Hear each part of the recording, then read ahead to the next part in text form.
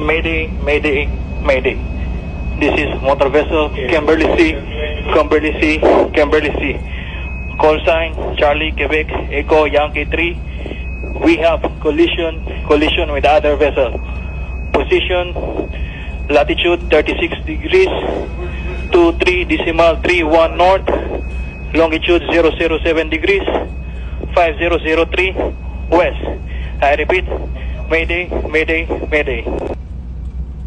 6, go ahead. My friend, what happened, my friend? We have collision. We have collision. Yes, you didn't notice? No, I didn't notice. I altered course to starboard side, far away from you. My friend, we have big damage on our vessel. Rita, do you copy? Copy.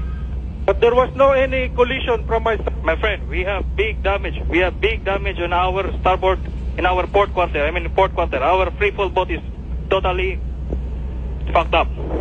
Do you require assist? For a moment, we are checking the vessel if all watertight doors are all clear.